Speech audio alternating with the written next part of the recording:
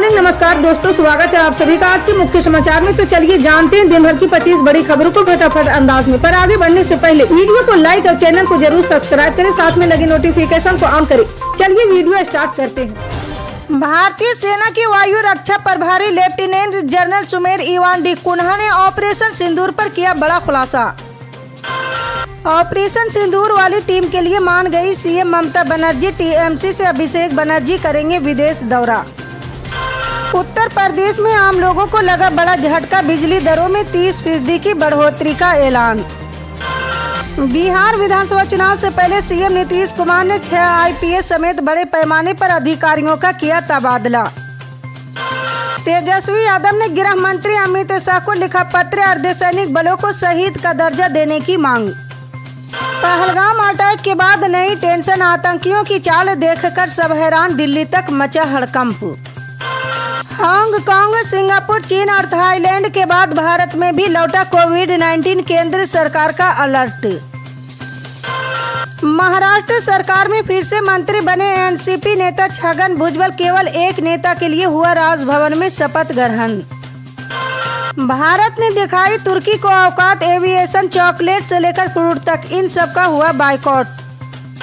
तुर्की के बुरे दिन चालू, भारत से पंगा लेने के बाद अब नाटो सदस्य देश से मोल रहा है दुश्मनी। मुनीर के साथ मिलाया राहुल गांधी का चेहरा, कांग्रेस भड़की, बोली औकात में रहे अमित मालवीय। अहमदाबाद में फिर बुलडोजर कार्रवाई, 8000 से ज्यादा अवैध निर्माण हुए ध्वस्त और 3000 से अधिक पुलिसकर्मी रहे तैनात। पूरा पाकिस्तान भारत की सीमा में है। ऑपरेशन सिंदूर पर सेना अधिकारी का बड़ा खुलासा। दिल्ली से बिहार तक बारिश का कोहराम, मौसम विभाग ने जारी किया अलर्ट। भारत के ऑपरेशन सिंदूर के बाद एआईएम के चीफ असदुद्दीन अवैसी ने पाकिस्तान की खुलकर बखियां उधेड़ी। वो अपने भाषणों में पाकिस्तान को बुरी तरह धो चुके, लेकिन अब अवैसी एक बात को लेकर खफा है। जी हाँ, सोशल मीडिया पर एक वीडियो वायरल हो रहा है। दावा किया जा रहा है कि शर्मिष्ठा नाम की एक वीडियो क्रिएटर ने पैगंबर मोहम्मद का अपमान किया। इस मसले पर अवैसी ने प्रतिक्रिया दी है। जी हाँ, शर्मिष्ठा ने हाल ही में पाकिस्तान और पहलगाम आतंकी हमले को लेकर वीडियो बनाया था। इसमें उसने अभद्र भाषा का इस्तेमाल किया। अवैसी ने वायरल वीडियो के बाद में कहा है कि मैं महाराष्ट्र की सरकार से ये कहना चाहता हूँ कि एक मोहतरमा है, वो सल्लल्लाहु अलैहि वसल्लम के लिए अनाप शनाप बक रही। बाद में जब वारिस पठान और लोगों ने शिकायत की तो कहा कि मुझे पड़ोसी मुल्क पाकिस्तान से किसी ने गाली दी तो वीडियो बना दिया। मैं महाराष्ट्र की सरकार से कहना चाहूँगा कि उन पर कार्रवाई होनी चाहिए और उनकी गिरफ्तारी भी होनी चाहिए।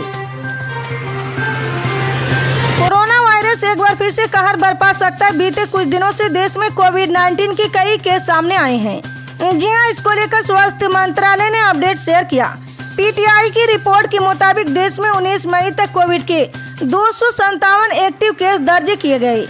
जी हाँ, भारत के साथ साथ दूसरे देशों में भी केस बढ़ने शुरू हो गए हैं। जी हाँ, स्वास्थ्य मंत्रालय के मुताबिक देश में 12 मई तक 164 केस आए। केरल में सबसे ज्यादा 69 केस दर्ज हुए।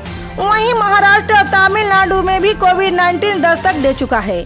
महाराष्ट्र और तमिलनाडु में भी कई केस दर्ज हुए।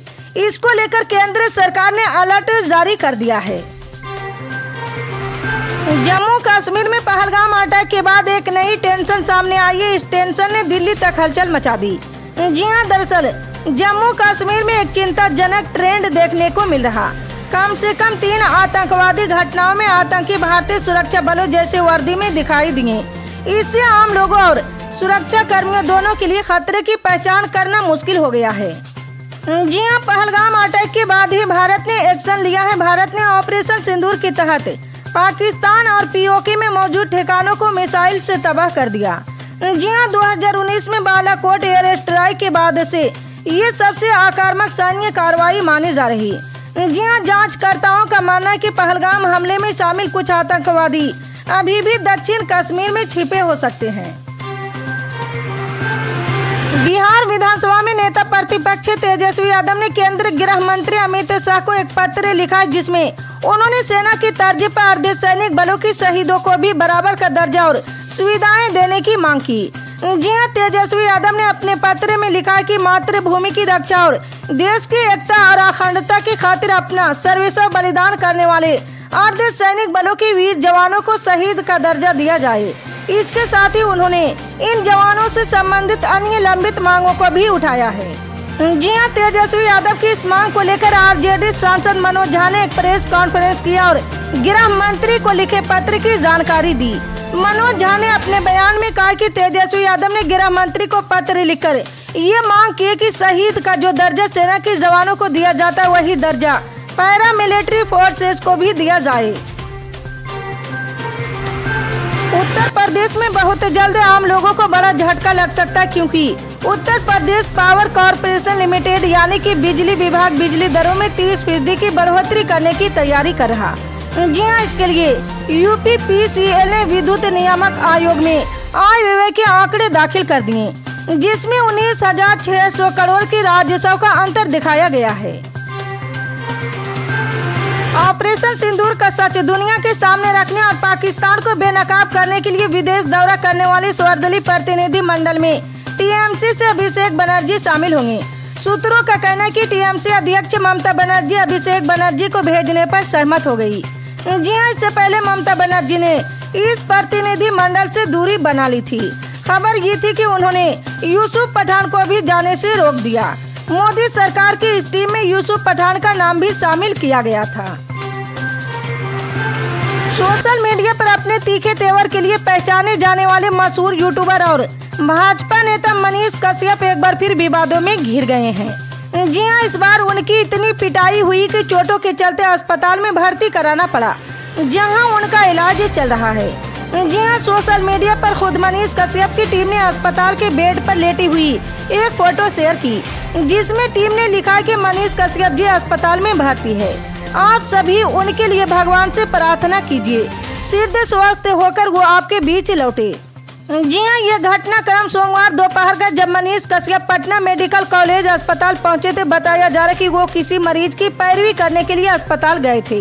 वहां उनकी मुलाकात एक महिला जूनियर डॉक्टर से हुई, जिसके साथ बातचीत के दौरान विवाद बढ़ गया।